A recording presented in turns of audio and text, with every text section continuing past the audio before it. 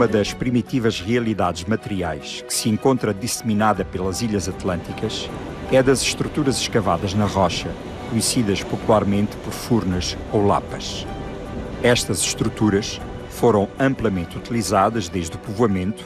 para a instalação de diversas atividades humanas, como a habitação, espaços religiosos e de outros equipamentos utilitários, tais como abrigos para gado, armazenagem de víveres e guarida de alfaias agrícolas, cozinhas e outros equipamentos, como lagares, tanques para curtir peles, covas e silos. Falar de estruturas escavadas na rocha é um ponto extremamente interessante, mas difícil pelas suas próprias condições. Todos os locais e todas as épocas históricas a humanidade utilizou as rochas para as suas atividades, mas no caso da madeira houve uma especial intensidade nessa utilização, quer devido às condições geológicas que facilitam, quer devido às necessidades de improviso do povoamento. Por exemplo, também no caso dos Açores, há testemunhos documentais de uma intensa utilização para a habitação na primeira fase do povoamento, que depois desapareceu. Na Madeira manteve-se até aos nossos dias esse tipo de utilização, que é extremamente interessante do ponto de vista etnográfico, porque há uma imensa variedade de utilizações e de formas de escavação da rocha. Talvez o caso mais interessante seja o da fábrica da baleia, da antiga fábrica da baleia na Ribeira da Janela, que é dos anos 30, já com maquinaria moderna, preferencialmente instalada em espaços escavados na própria rocha. É verdadeiramente lamentável que um património etnográfico e tão interessante sob o ponto de vista da adaptação do homem à natureza, como é este, esteja destinado a desaparecer rapidamente na Madeira e sem que exista o menor dos levantamentos, o menor dos estudos nesta matéria.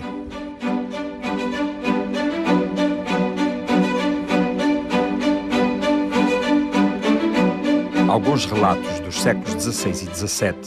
elucidam-nos quanto ao uso e funcionalidade destas concavidades artificiais.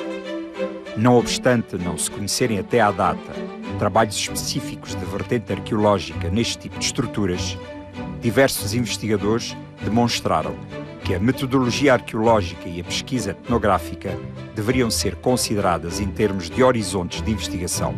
o que resulta na abordagem a uma perspectiva de decifrar a utilização.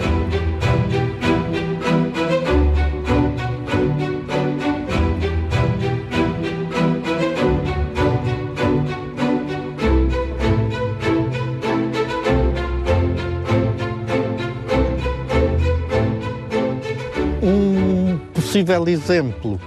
também de influências não europeias é aqui este caso da Furna do Negro, chamada Furna do Negro, aqui na Boca do Risco. O sítio já de si é extremamente apelativo sob o ponto de vista paisagístico, o encontro das duas encostas e a ligação entre terra, mar e ar é muito especial, e depois é também um ponto de encontro do antigo caminho, e de facto essa furna serviu de abrigo para os caminhantes, mas há nela 2 ou 3 pormenores que me parece de realçar e que podem levar a crer que na sua origem estava uma outra cultura. Desde logo a própria designação de Furna do Negro. Alguém fugido, alguém fora da comunidade madeirense. Depois há a questão do átrio. Tem um grande átrio escavado, que é totalmente inútil, não existe noutros lados com este aspecto. É um átrio, por assim dizer, decorativo, valorativo da cavidade em si mesma, e que, por isso mesmo, é estranho, chama a atenção. Depois há um extremo cuidado na sua elaboração, que também é raro ou único. A parte de cima a rocha foi cortada, aplanada e posta em declive para que a água escorresse para o lado e não viesse cair sobre a entrada da furna. É um cuidado muito grande, devemos pensar que com o tipo de ferramentas que poderiam ser utilizadas exigia um grande esforço. Além disso,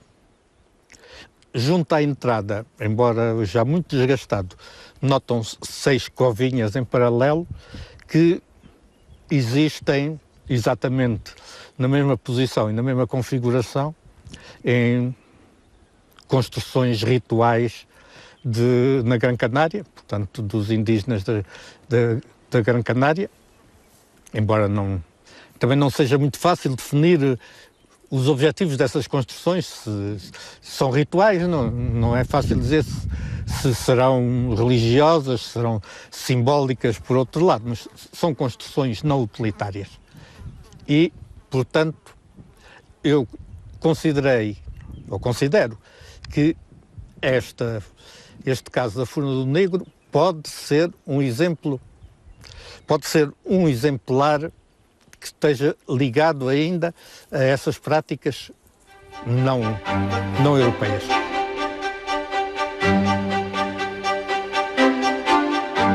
Do ponto de vista das tipologias, temos a considerar os casos distribuídos um pouco por toda a ilha.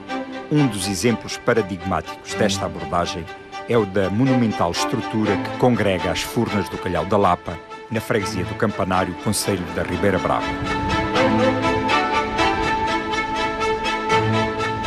Entretanto reabilitado, este conjunto multifuncional de concavidades talhadas na rocha apresenta um exemplo único da utilização de compartimentos de dormir e demais espaços cotidianos com pormenores arquitetónicos exímios, como se de uma casa se tratasse. Este pequeno núcleo tem uma simplicidade grande, mas é carregado de muita história, de muita vivência aqui na freguesia. E com a particularidade de termos um conjunto de grutas que tornam este núcleo muito característico, muito especial e que é merecedor de toda a atenção e a visita aqui ao Calhau da Lapa. O Calhau da Lapa era a porta de entrada na freguesia do Campanário até inícios do século XX, até o primeiro quartel, inclusive prolongou-se mais um pouco no tempo do século XX, e este sítio é marcado por duas valências fundamentais. Por um lado, um grande número de embarcações de pesca e de pescadores que a partir daqui fazem a sua atividade e que é nestas grutas que encontram os seus espaços, ou criam os seus espaços de abrigo e de apoio, e por outro lado um fervilhar de grande movimento de pessoas, de comércio, porque este é o ponto de entrada para a freguesia do Campanário e de saída também dela, desde Câmara de Lobos até a Ribeira Brava. É um único ponto e é um ponto de grande vivacidade, muitas pessoas. Chegou a haver no século XX 5 vendas em simultâneo a funcionar aqui no Calhau da Lapa. Na sua versão inicial, o Calhau da Lapa é de facto um local de acolhimento a todo o movimento que passa pela freguesia do Campanário.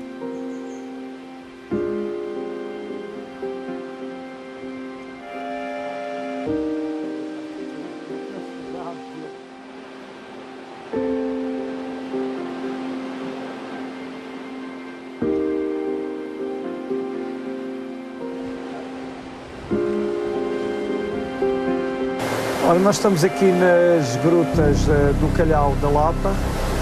grutas estas que existem várias teses sobre a sua construção,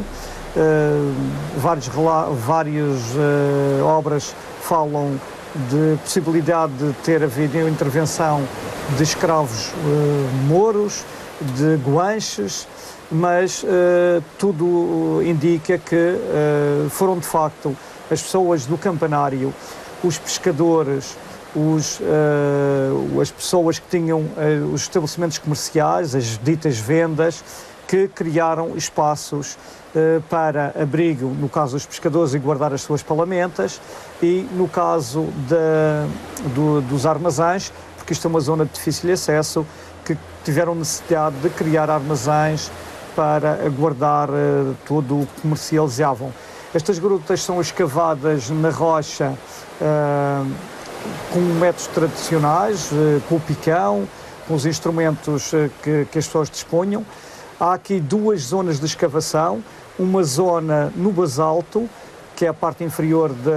das grutas, um conjunto de grutas que estão num patamar mais inferior, e depois seguindo aqui uma camada de material menos denso, também um conjunto de grutas escavadas. São compartimentos que são escavados de modo artesanalmente e que depois servem de abrigo. Existe também uma gruta que era uma fonte, uma nascente, aproveitando uma nascente que existia e que servia para que as pessoas que se movimentavam por aqui tivessem a água para o seu consumo, para a sua manutenção, para os difíceis trajetos que faziam subindo esta íngreme encosta que havia através de duas veredas tradicionais, a vereda do Paço, o caminho do Paço e também o caminho da Vigia. Um outro processo que a arqueologia e a antropologia têm documentado reside na necessidade de armazenamento de cereais, onde o cereal era encovado em concavidades subterrâneas, documentadas como covas, silos ou matamorras. A vulgarização da prática de armazenar cereais no interior de concavidades periformes, como consequência da necessidade de garantir a sua conservação, era amplamente utilizada no território português na Idade Média, como também têm documentado as investigações arqueológicas, e obedecia a um rigoroso processo de execução técnica e escolha pedológica.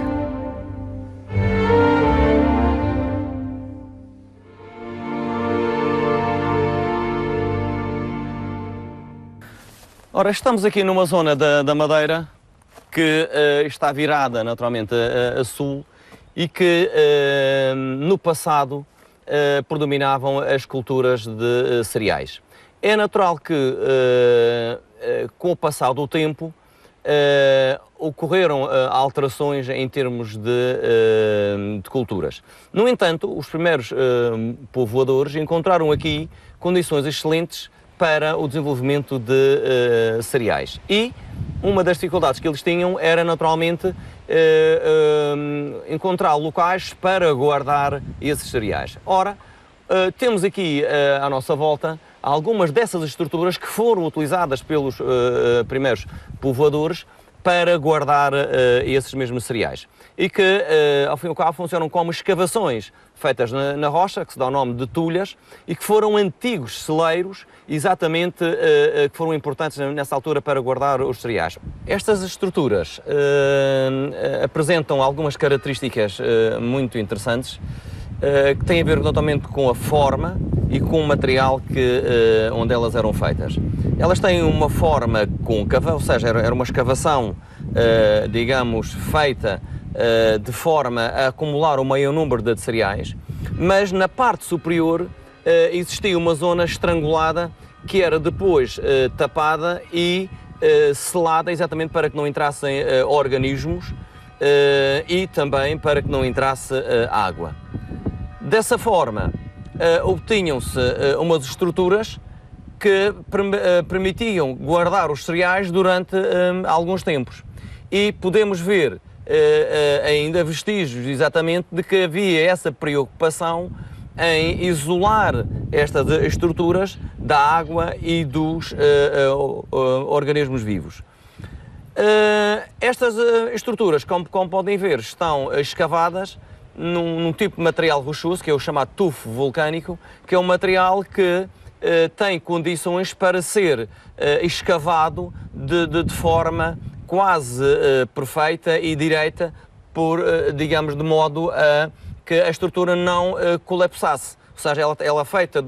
em abóbada exatamente para não colapsar.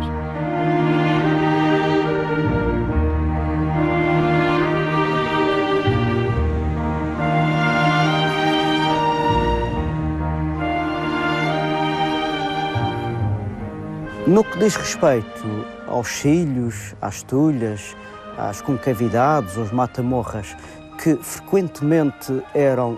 construídas no solo das habitações ou no solo dos terrenos nas proximidades agrícolas, nós no registro arqueológico temos vindo a identificar vários exemplos. Além da Ilha da Madeira, sobretudo no litoral oeste, nós temos exemplos muito característicos de planta globular ou periforme, ou seja, em forma de pera, na ilha do Porto Santo, sobretudo com cavidades que eram utilizadas para o armazenamento dos cereais. Todavia, nos últimos anos, e eu dou o exemplo da Casa Museu Cristóvão Colombo, no Porto Santo, que eu tive a oportunidade, através da equipa de arqueologia, de proceder a escavações arqueológicas já num segundo plano, após ter havido trabalhos de recuperação nos anos 80 que deitaram no lixo o conteúdo destes sítios, mas ainda assim foi possível fazer um trabalho arqueológico minucioso na rés do chão da Casa Colombo, e deste silo foi retirado espécies de sementes e de materiais cerâmicos que puderam cronologicamente datar aquele espaço dos finais do século XVI, início do século XVII. Eu gostaria também de referir que estes sílios têm na sua história uma alusão à tradição dos corsários, dos piratas que assolaram as ilhas, e ao facto de terem servido como pequenos cofres, entre aspas, para guardar alfaias religiosas ou metais preciosos. Na verdade, a Casa Museu Cristóvão Colombo é um exemplo muito concreto deste esconderijo de tesouros, entre aspas, porque nos anos 80, num dos sílios, o Mata-Morras da Casa Cristóvão Colombo, foi recuperado um cálice de prata e que, ao fim e ao cabo, vem demonstrar que este exemplo do esconderijo também, a própria investigação, também assim o demonstrou como ter sido um espaço para guarida, entre aspas, destes objetos de metal precioso.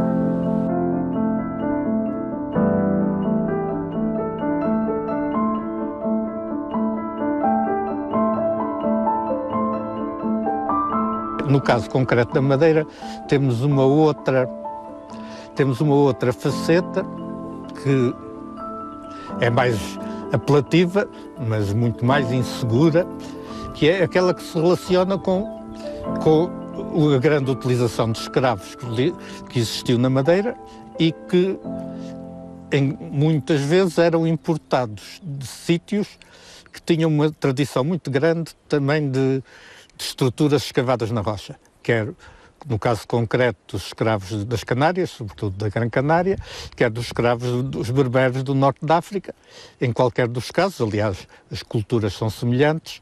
em qualquer dos casos havia, sobretudo em relação à Gran Canária, uma grande tradição e uma grande utilização de estruturas escavadas na rocha. Portanto, sabendo nós que havia muitos escravos dessa origem na Madeira, que esses escravos, regra geral, eram utilizados como pastores, viviam fora dos espaços urbanos, ou fugiam e viviam refugiados na serra, seria natural que existissem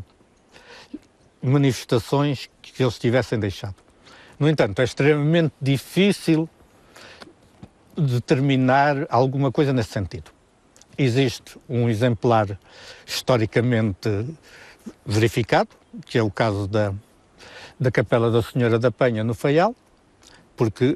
foi consagrado no século XVII, foi consagrado que estavam a transformar em capela um local de reunião de gentios, um local de reuniões secretas de fugidos na serra. Portanto, essa capela inicialmente consistia apenas numa cavidade redonda com acesso por alçapões e, quando foi transformada em capela, abriram-lhe a porta.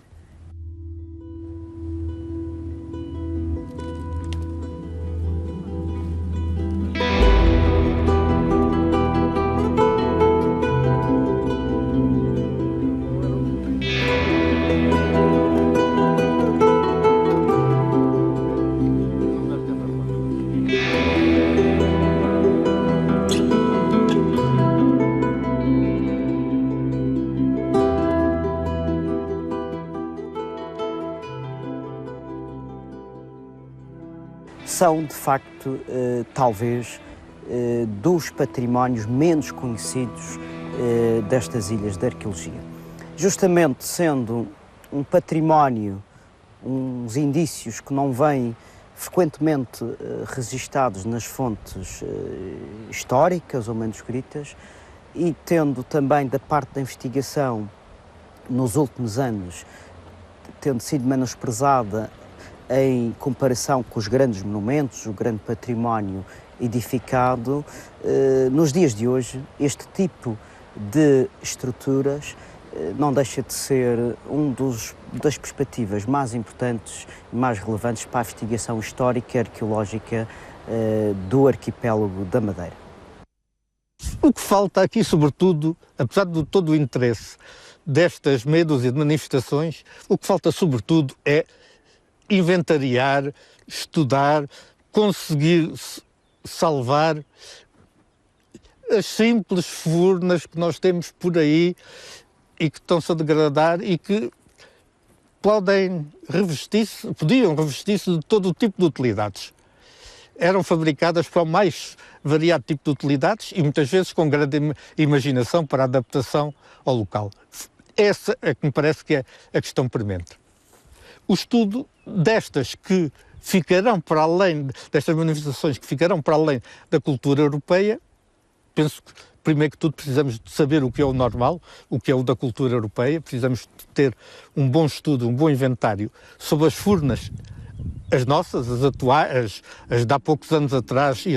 as suas utilizações, para depois partirmos para o estudo daquelas que podem ser excepcionais.